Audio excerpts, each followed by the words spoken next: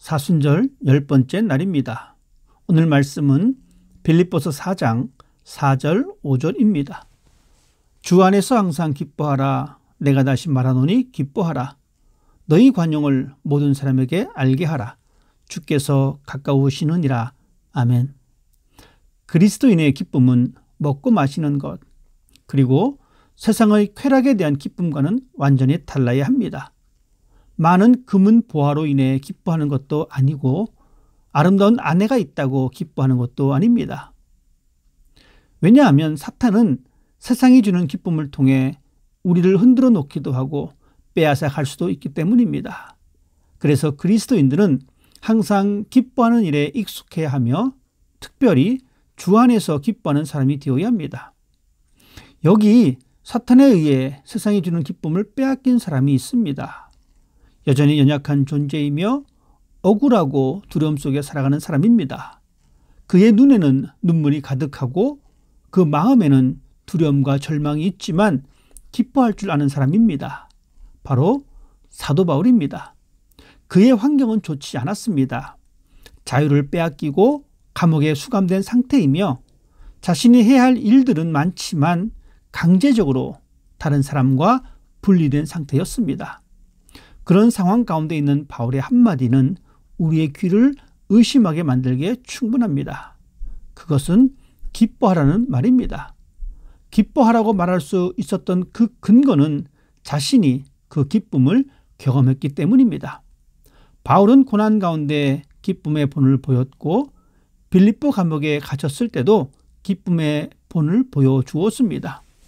바울은 빌립보 지역에 있는 성도들에게 여러 가지 일들이 있지만 기뻐하는 것을 잊지 말라고 당부하고 있습니다. 주님이 다시 오시는 날을 기다리면서 기뻐하며 너그러운 마음을 가져야 할 것을 부탁하고 있습니다. 살다 보면 세상의 염려 근심으로 인해 우리의 마음과 생각에서 기쁨과 여유가 사라지고 염려 속에 살아갈 때가 있습니다. 우리의 인생에는 기쁜 일만 있는 것이 아니라 슬프고 괴로운 일들이 더 많다는 것을 발견할 수 있습니다. 기뻐하는 것은 쉬운 일이 아닙니다. 더군다나 항상 기뻐한다는 것은 불가능한 일처럼 보일 수도 있습니다. 그렇지만 그리스도인들은 이런 문제에 파묻혀 갈등하며 괴로움의 시기들을 보낼 이유가 없습니다. 주님이 세상을 이겼듯이 우리의 삶도 극복하며 살아갈 수 있습니다. 그 비결이 바로 기뻐하는 것입니다.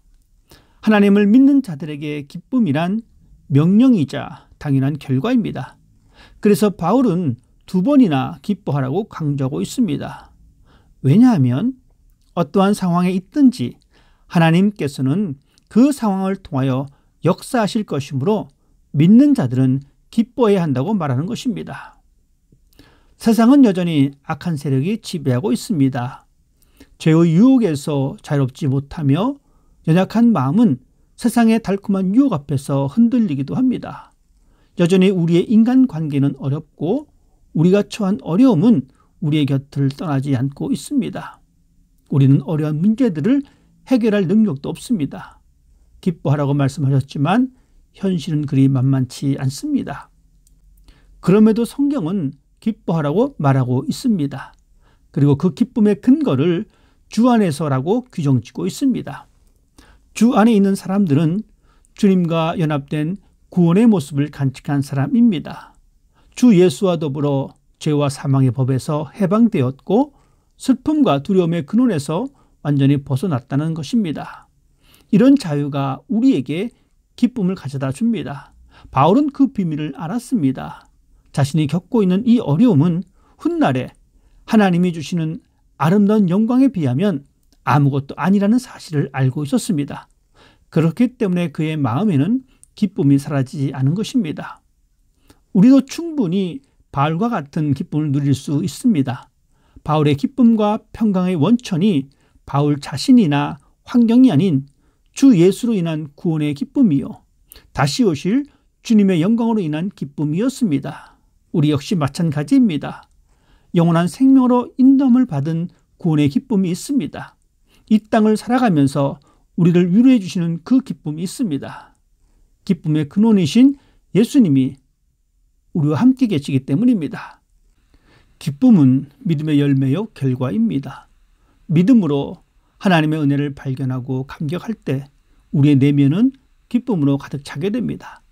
이런 기쁨은 어떤 어려움도 두려워하지 않고 하나님을 신뢰할 수 있습니다. 임마누엘 하나님이 우리 안에 우리와 함께 우리의 마음속에 있다는 것을 믿기 때문에 기뻐할 수 있습니다. 하나님의 인도하심을 신뢰할 때 우리의 기쁨은 바로 그곳에서 시작됩니다. 우리의 기쁨은 결국 하나님의 이름을 나타낼 것입니다. 하나님의 이름을 드러내는 그런 삶을 위해 나의 기쁨이 어디에서 시작되었는지, 나의 기쁨은 결코 사라지지 않는 하늘의 기쁨인지 다시 한번 생각할 수 있는 시간이 되기를 바랍니다.